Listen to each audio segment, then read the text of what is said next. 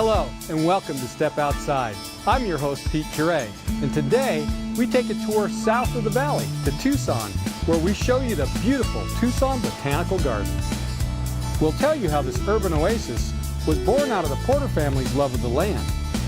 And a little butterfly magic, an exhibit that puts you in the middle of hundreds of exotic butterflies. Plus, alien invasion. Find out how to spot and take care of invasive weeds.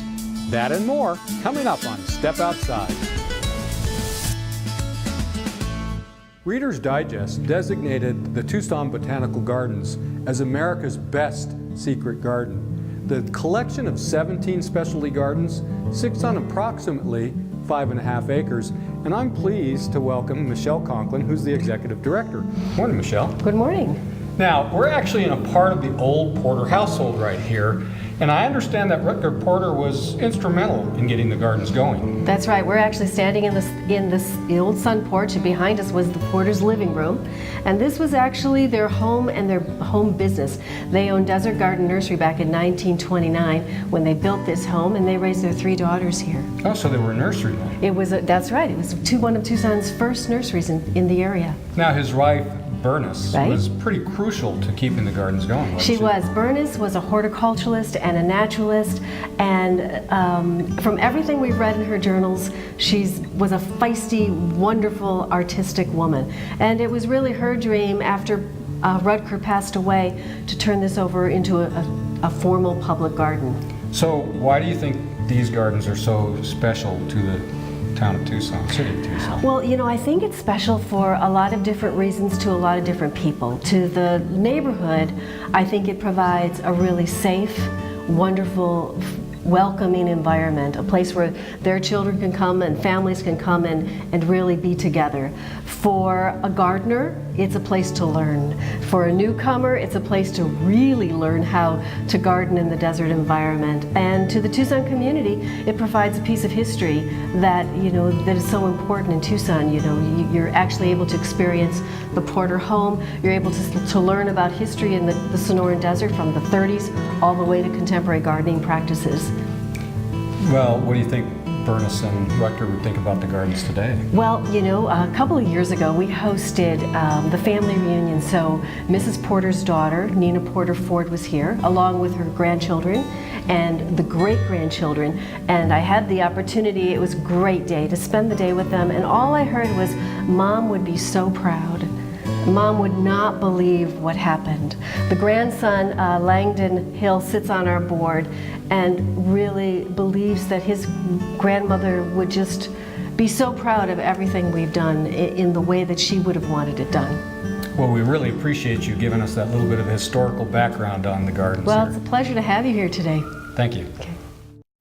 One of the most popular attractions here at the Tucson Botanical Gardens is Butterfly Magic. This annual exhibit is a must-see, and with the help of Cox Communication, it's getting a great facelift.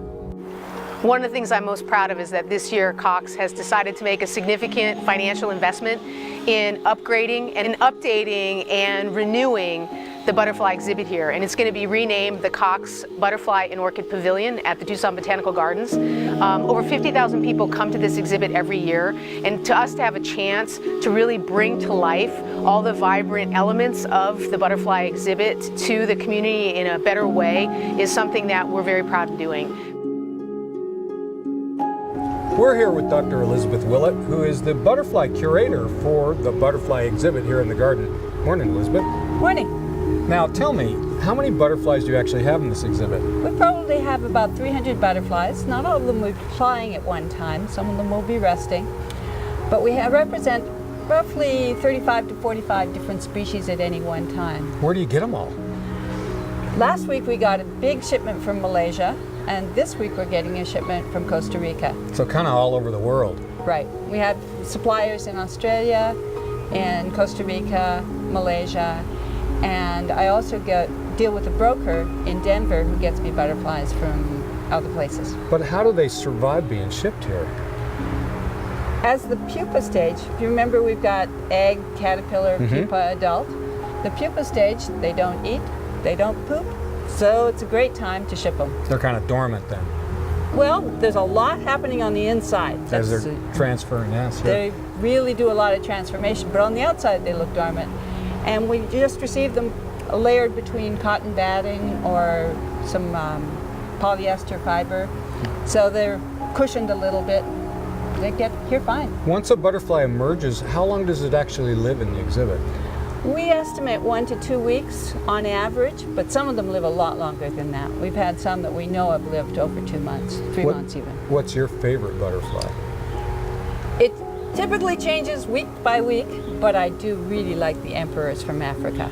No, I didn't notice those, but I noticed those really pretty big blue and black ones flying around. Right, those are probably the blue morphos. They're from Central America. We get them from Costa Rica. Now, you recently added some dart frogs too? Yes, we have 2 different species, and one of the species we have 4 variations. They all look a little bit different. They're great to see. Now, what about the plants that are in the exhibit? We have some wonderful orchids, and if you come here, I hope that you're astonished by the plants because we have so many growing on our orchid tree and elsewhere. They really are a delight by themselves. Well, I noticed when I walked in there, because I've been actually to Costa Rica and a lot of South American countries, I felt I was there. I was just transformed to there. Right, yeah. Well, we really appreciate you showing us this today. Thanks. Thank you. I'm glad you could come.